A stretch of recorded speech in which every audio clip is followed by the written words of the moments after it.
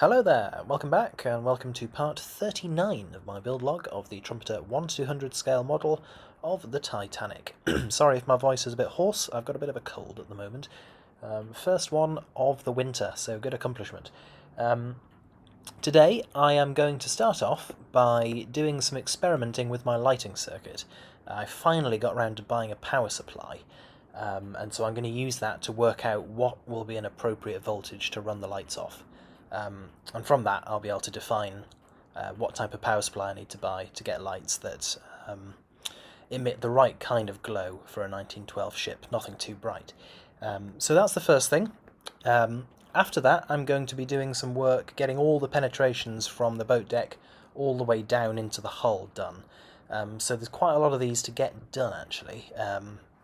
There's the sort of superficial stuff like holes for the grand staircase, the skylights, that sort of thing. Also holes for the lighting circuits on the boat deck. But then there's the rather more essential stuff like the extracts for the smoke coming up through the first three funnels as well. So there's a fair few holes to get done, and obviously these need to be cut relatively precisely. So I'll get on with those as well. I'm also going to actually run the piping up from the smoke generator up to the tops of the funnels so that I can actually see what this smoke looks like when it's coming out the funnels properly for the first time. And at the end of the video I'm also going to show you the 3D prints I've got for the grand staircase. Probably not going to get a chance to actually do any work on them in this episode because I think what I'm covering will be more than enough. But I'll show you the prints so you know what to expect for the next video. So anyway, I've talked far too long, so without any further ado, let's crack on.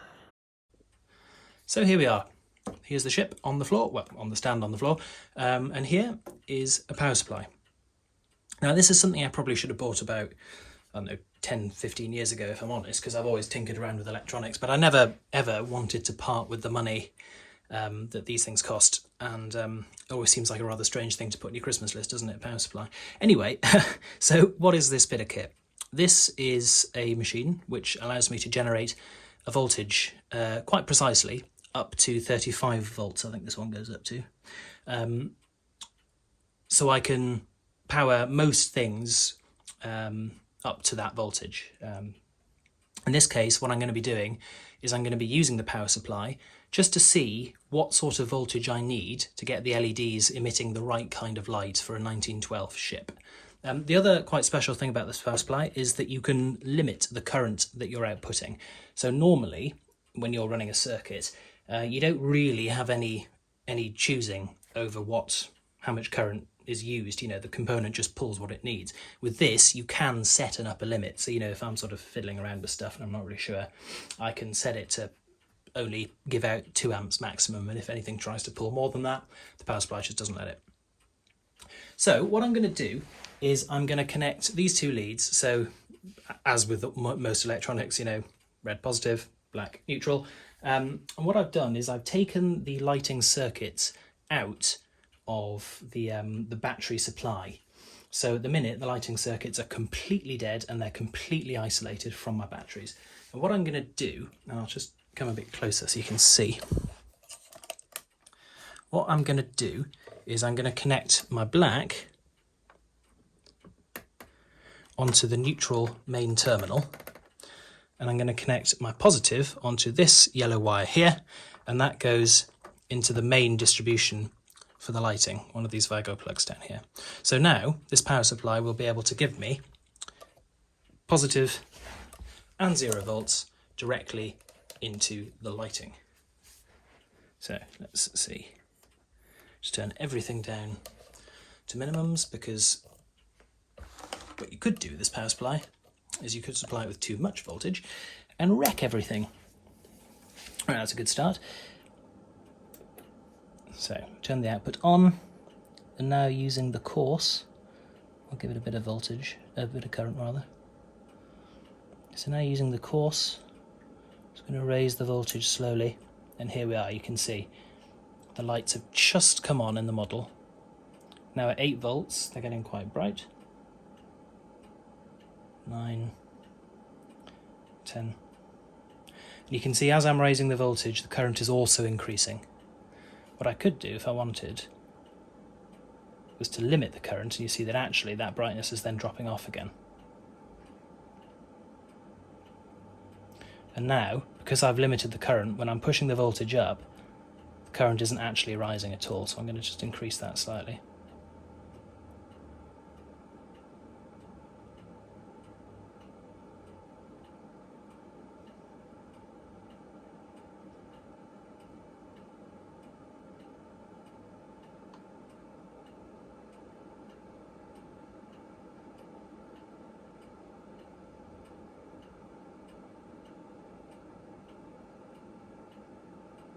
So there we are.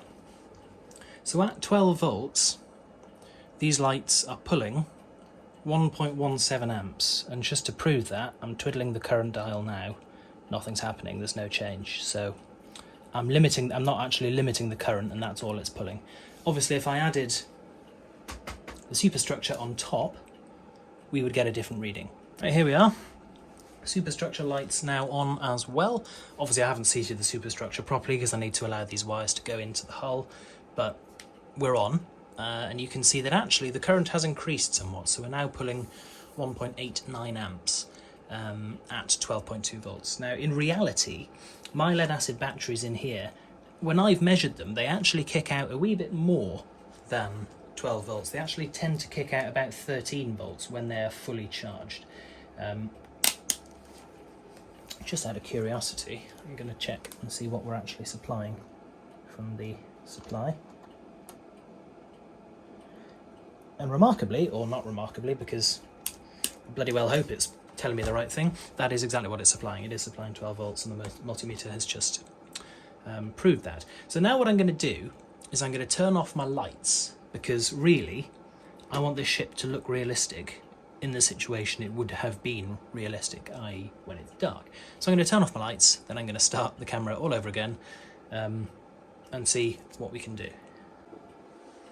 Right, so here we are again. Now just remember that because the superstructure isn't actually properly seated, there's a big gap here where the superstructure should be nestling against the actual hull. That's because I need the wire to go in, and there's nothing really we can do about that. So just, you know, there may be a little bit more light here than is actually the case when the model's done. But for now, we're looking all right, really. Obviously, the lights themselves are too bright, and we've not got any lighting on the stern section at all as yet. But so far, so good. They still work. So what I'm going to do now is I'm just going to reduce the voltage until we get to a point that I'm happy that they're dim enough. And what this is going to tell me is it's going to tell me what kind of power supply I need to produce and put in here so that I can get the lights to a level that I actually agree with, that I think is accurate. So on this supply you have what's called a coarse and a fine adjustment, and at the minute I'm just changing it so that I have full range of the fine adjustment.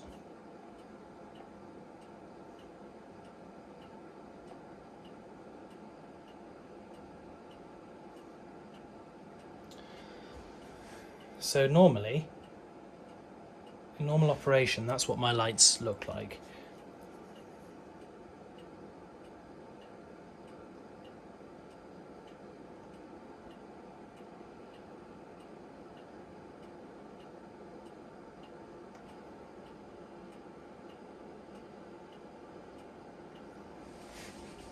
I reckon something like that is probably what we're after.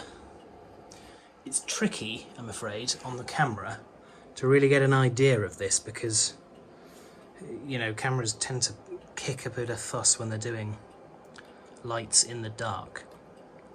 But this is sort of what I'm going for. For starters, and I'm not certain if this is actually appearing on the camera or not, but for starters, the lights have a lot more of an orangey glow now. They look a lot more like they're burning filaments rather than LEDs.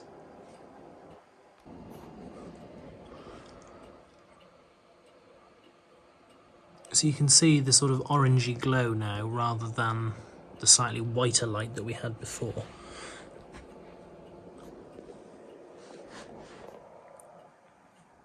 This is looking at the stern section, looking forward.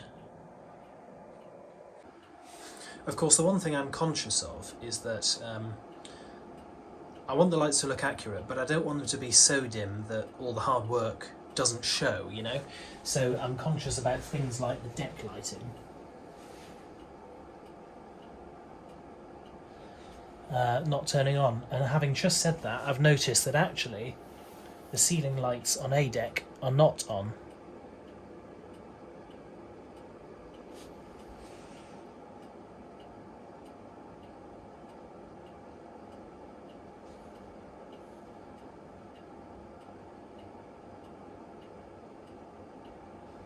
Yeah.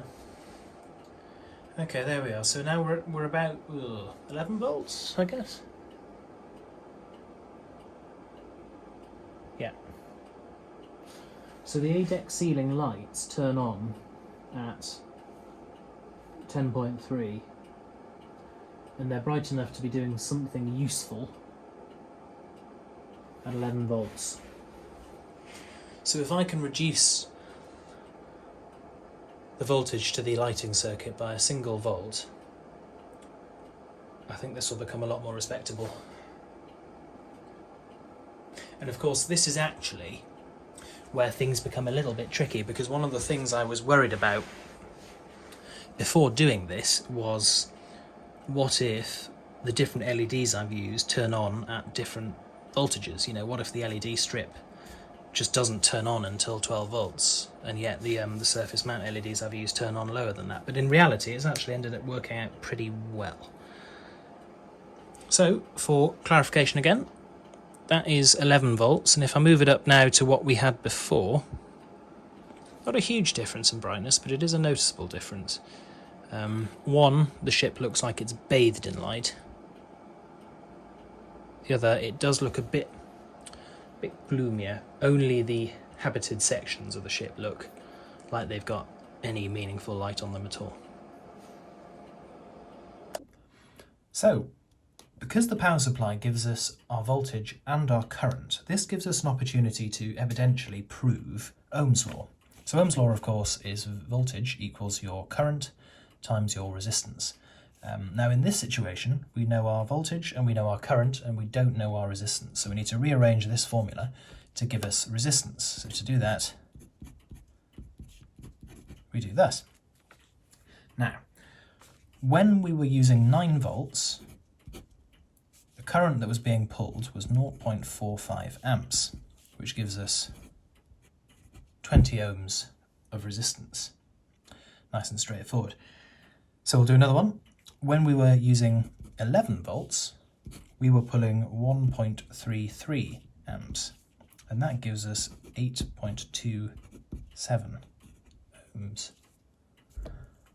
Oh dear. So what's actually happening here? Well, we haven't broken the laws of physics, which, although sounds quite disappointing, is actually probably quite relieving. What's actually happening is that LEDs don't have a linear relationship between the voltage and current. Essentially what that means is that if you change the voltage and current that you're applying to an LED, its resistance will change correspondingly.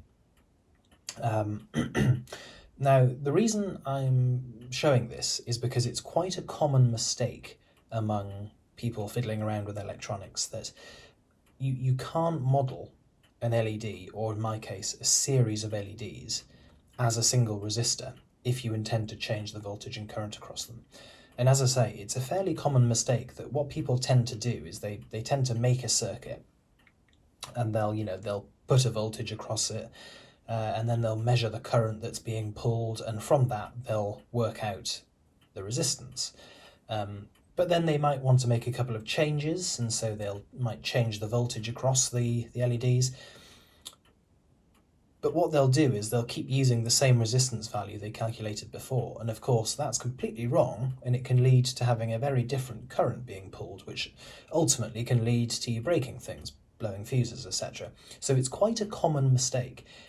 So the reason I'm bringing this up is just to sort of warn people, if you are doing these sort of things, your resistance will change if you change your voltage and current. So as you can see, I've now got all of the deck housings and stuff on the boat deck. They're not currently arranged with any sort of care, you know, they're not glued down yet, they're just sitting proud. And so this now allows me to start working out where holes and such need to be cut. Holes for domes and things like that, holes for your smoke extracts. Now, of course, because I've changed the boat deck piece, this job becomes slightly harder. The Trumpeter set has, you know, embossed areas where these plastic pieces sit into. And obviously I don't have those because this is a new plastic piece, so I've got to be a bit more careful how I arrange stuff. But there are quite a few different clues that you can use to properly work out where things go. For a start, you know, you've got a clear sort of datum point here where the bridge piece and the officers' quarters meet the actual bridge wings. And equally, as we look down, you can see things beneath, like these rooms here tally with these skylights above. So this is pretty much in the right place. Not quite, but pretty much. They need to be absolutely on top of each other. And similarly, you know, there's similar stuff as we go back again. Those skylights need to align with the big windows of the smoking room. So we've got a few clues that we can use to actually work this out. And of course, we've got dimension drawings of the boat deck that we can use as well. But before I start cutting holes and stuff, I also want to look at the bridge itself. And now the reason for this is that on the KA set, there's loads of additional details you can put on these gunnels on the sides of the ship. There's, you know, sort of supporting struts and things like that, just additional detail. But of course, because with most of these decks can be lifted off, there's no point putting any detail on there because the moment you lift off the deck, it'll all get crushed and destroyed. So normally, I wouldn't want to do that. But the one area that I do really want to add stuff is the bridge, because I feel like the bridge is rather a focal point of the model. You know, it's a key area of the ship. And I think it would look a bit bare without this additional detail. So the problem is that's going to be tricky if this piece is attached onto the main body of my superstructure and the boat deck piece can actually lift off. So what I'm going to do, or what I'm proposing to do, is to cut the bridge piece at the top of A deck. So I'm going to cut through these 3 struts here.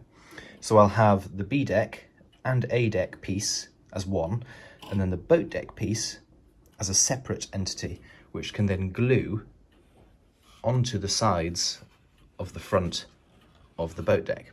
And then this allows me, because the bridge will actually be glued on and it'll be lifted off with the boat deck, that allows me to put as much detail there as I want. So in this clip, I've actually cut the bridge piece in 2, being very careful with those thin struts that go up from A deck up to the bridge. Make sure you have a cup of tea as well. And what I'm doing now is I'm adding the photo etch doors to this piece prior to painting. And what I'm doing here is I'm just adding the photo etch gunnels to the sides. These are the parts which are going to end up on A deck. And they do really make a big difference. They cover up some fairly unpleasant looking plastic and really do add quite a decent amount of detail.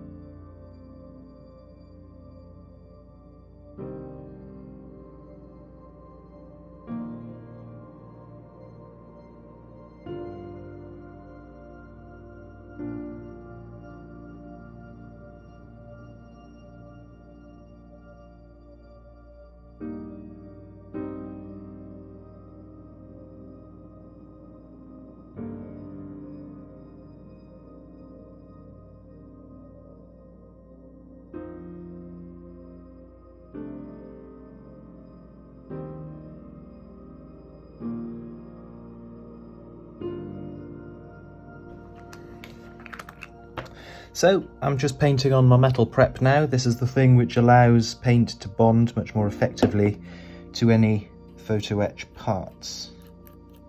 And really, it's essential, otherwise paint just doesn't adhere to the sort of shiny plastic that you get.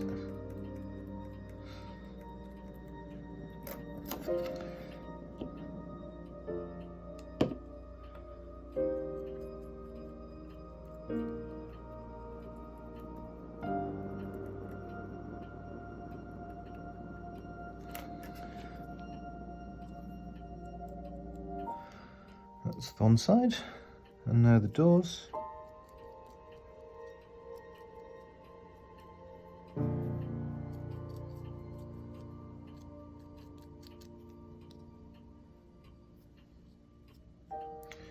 You might be thinking he's left off the windows, but of course actually they're already painted, so you don't need to worry about those. So I'll let this dry and then we'll go and do some painting.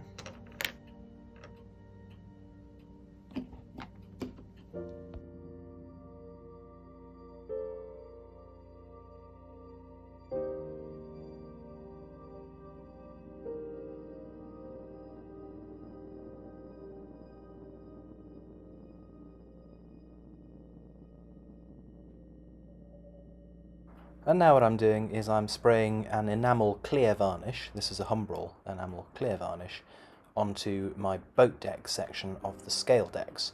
It's probably, I don't think I'll get on to using Scaledecks in this episode, but I tend to do this well in advance.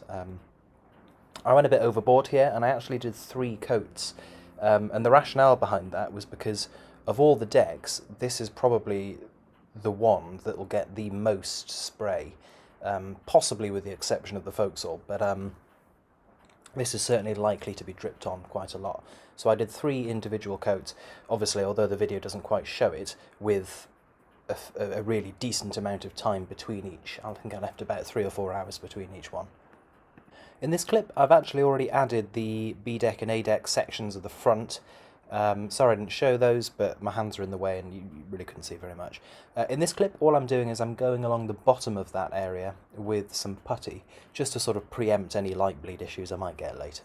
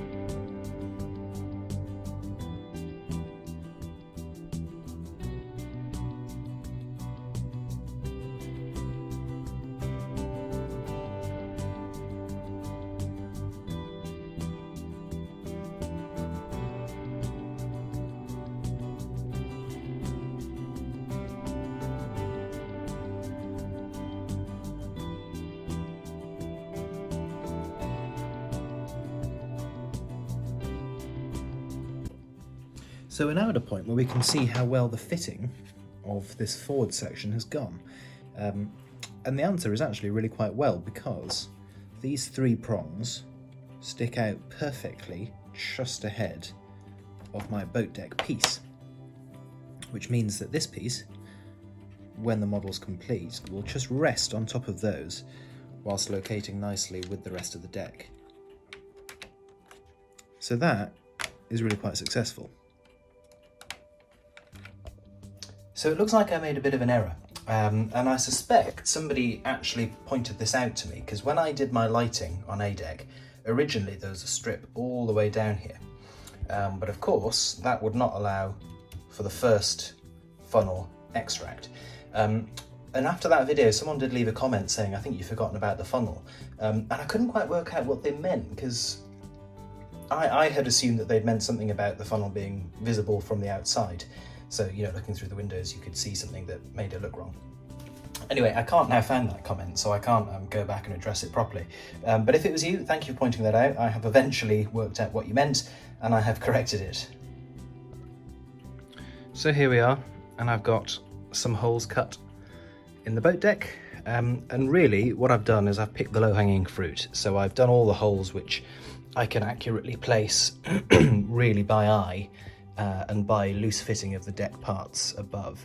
So, you know, for example, we've got the hole here for the skylight down onto the aft grand staircase. Nice and easy to place, mainly because in the actual plastic section of the A-deck deck housing, there's a hole. So I could simply use that hole to measure out this hole and then cut. The 3 funnel extracts, similarly. I haven't shown any of the video for this because I did film it, but the film was rubbish. You couldn't see anything, you know, it's just, you can see my hands basically. So there's only 3 other holes I need to do, which is the aperture here for the forward grand staircase, and this is actually where the forward grand staircase starts. So I've got that to do, and then there's 2 stairwells, one on either side, which go all the way down to B deck at the front. And that's about it really. There will be other holes for things like lighting coming up from underneath, but they'll be done at a later date. So a first glimpse of the smoke system working in the funnels. As you can see at the minute, or maybe you can't see, it's quite sort of a linear flow. So we want to change that slightly to give you a better example of what's actually going on. We've simply got a silicone tube running all the way down to the smoke generator. So as you can now see, the linear flow issue's been pretty much fixed, and the way I've done that is simply by shortening the pipes, so the smoke now has loads of time inside the funnel to dissipate and expand before it actually gets to the top. So it looks pretty cool now.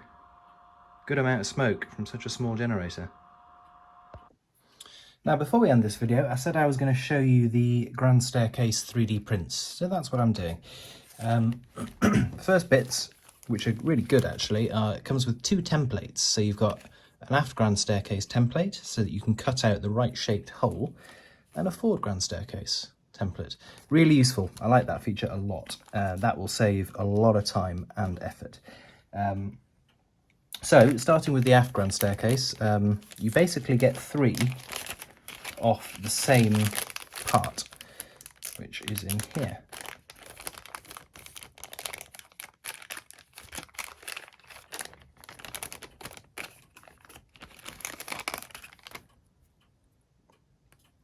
There you go, one lovely staircase. And as I say, you get 3 off, 1, 3, and then a set of railings which go around the top section so people can sort of stare and look down at various people. There's also, I'm not sure if the camera will pick this up, but there we are, there's also the clock for the aft grand staircase as well. Now moving on to the forward grand staircase, you get a boat deck piece, along with 2 others for A deck and B deck respectively. The clever thing about these is that they sort of lock into each other. If you see these, there's a sort of U shape in that piece, and they sort of lock together, which is very useful because the grand staircase obviously connects all the different decks together, but we're adding it to a model which is fundamentally built deck by deck. So you're sort of going against what the original, what the model designers had in mind, I suppose, which can present problems, but having this sort of locking mechanism circumvents that quite nicely. There's also a couple of other things. There's some single and double cherubs to be added to the balustrades as you wish. And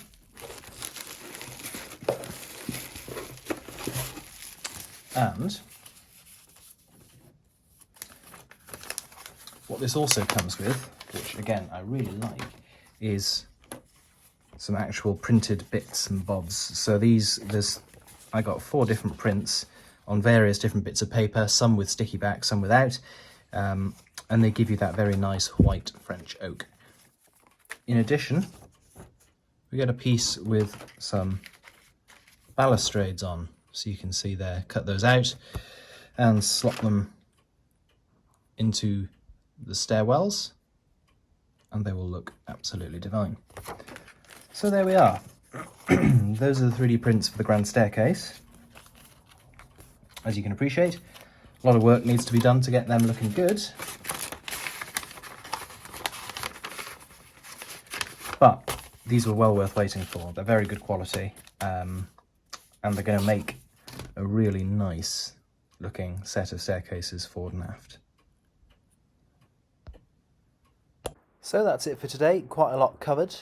We're now really at a point where the next thing for me to do is just to confirm where all my boat deck housings go.